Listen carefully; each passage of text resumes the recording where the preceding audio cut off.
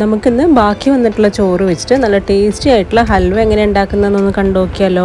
അപ്പോൾ അതിനായിട്ട് ആദ്യം ഒരു പാനിലേക്ക് 1 ടീസ്പൂൺ അളവിൽ നെയ്യ് ചേർത്ത് കൊടുത്ത് ഇനി നെയ്യൊന്ന് ചൂടായി വരുമ്പം ഇതിലേക്ക് 1 കപ്പ് ചോറാണ് ചേർത്ത് കൊടുക്കുന്നത്. ഇനി നമുക്ക് ഈ ഒരു ചോറ് 2 മിനിറ്റ് ഒന്ന് റോസ്റ്റ് ചെയ്തെടുക്കണം. അപ്പോൾ ആ ഒരു നെയ്യുടെ ഫ്ലേവറൊക്കെ തന്നെ നന്നായിട്ട് ചോറിലേക്ക് ഇറങ്ങി വരും. ഇനി അതിനുശേഷം നമുക്ക് ഈ ചോറ് ഒരു മിക്സിയുടെ ജാറിലേക്ക് ഇട്ട് കൊടുക്കാം.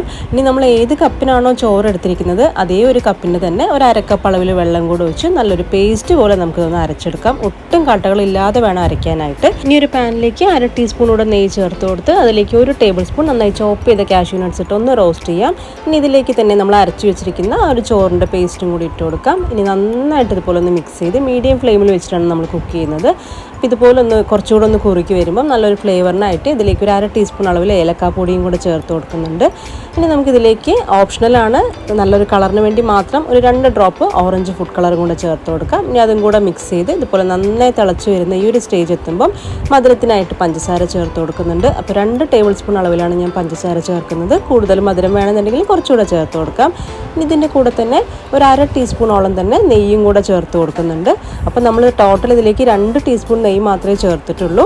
ഇനി നെയ്യും കൂടി ഇട്ട് നമ്മൾ പാനിൽ നിന്ന് വിട്ട് വരുന്ന ആ ഒരു പരുവാകുന്നത് വരെ നമ്മളിതൊന്ന് ഇളക്കിയെടുക്കണം. അപ്പോൾ നമ്മുടെ കൂട്ട് ഇതുപോലെ നല്ല കട്ടിയായി കഴിയുമ്പം നമുക്ക് ചെറിയൊരു ബൗളെടുത്ത് അതിലേക്ക് ഒരു അല്പം നെയ്യ് തടവിയതിന് ശേഷം ഈ ഒരു ഹൽവയുടെ ഈ ഒരു കൂട്ട് നമുക്ക് ആ ഒരു ബൗളിലേക്ക് ഒഴിച്ചു കൊടുക്കാം.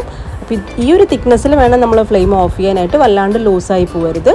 ഇനി ഹൽവയുടെ കൂട്ട് മുഴുവൻ നമ്മൾ ആ ഒരു ബൗളിലേക്ക് ഇട്ടതിന് ശേഷം ഒരു സ്പൂൺ വെച്ചിട്ട് ഒന്ന് ലെവൽ ചെയ്ത് കൊടുക്കുക. അപ്പോൾ കാണാനും നല്ല ഭംഗിയായിരിക്കും. ഇനി നമുക്ക് ഇത് 2-3 മണിക്കൂർ നന്നായിട്ട് ചൂടാറാനായിട്ട് മാറ്റി വയ്ക്കാം. അപ്പോൾ നന്നായി ചൂടാറി കഴിഞ്ഞതിന് ശേഷം മാത്രം ഡീമോൾഡ് ചെയ്തെടുക്കുക. അപ്പോൾ ഇത് നന്നായിട്ട് ചൂടാറിയിട്ടുണ്ട്. ഇനി കത്തി വെച്ചിട്ട് സൈഡ് ഇതുപോലെ ഒന്ന് വരഞ്ഞു കൊടുത്തതിന് ശേഷം ഡീമോൾഡ് ചെയ്യാം. വരഞ്ഞില്ലെങ്കിലും കുഴപ്പമില്ല, നെയ്യ് തടവിയത് കൊണ്ട് തന്നെ ഡീമോൾഡ് ചെയ്യുമ്പോൾ പൊട്ടിപ്പോവോ ഒട്ടിപ്പിടിക്കുകയൊന്നും ചെയ്യില്ല. ഇനി നമ്മുടെ ഈ ഒരു ഹൽവ കുറച്ചുകൂടെ ഒന്ന് ടേസ്റ്റി ആക്കാനായിട്ട് ഇതുപോലെ ഒരു കാഷ്യൂ നട്ട്സും കുറച്ച് വെളുത്തയുള്ള ഒന്ന് റോസ്റ്റ് ചെയ്തതും കൂടെ മുകളിലേക്ക് വെച്ചൊന്ന് ഗാർണിഷ് ചെയ്യുന്നുണ്ട്. അങ്ങനെ നല്ല ടേസ്റ്റി ആയിട്ടുള്ള നമ്മുടെ ചോറ് വെച്ചിട്ടുള്ള ഹൽവ റെഡി ആയിട്ടുണ്ട്. ഇത് കഴിച്ചു കഴിഞ്ഞാൽ ആരും പറയില്ല ഈ ഒരു ഹൽവ ഉണ്ടാക്കിയിരിക്കുന്നത് ചോറ് കൊണ്ടാണെന്ന്, അത്രയ്ക്കും ടേസ്റ്റാണ്. അപ്പോൾ എന്തായാലും ഒരു പ്രാവശ്യമെങ്കിലും ചോറ് ബാക്കി വന്നു കഴിഞ്ഞാൽ ഇതുപോലെ ഒന്ന് ട്രൈ ചെയ്ത് നോക്കണേ.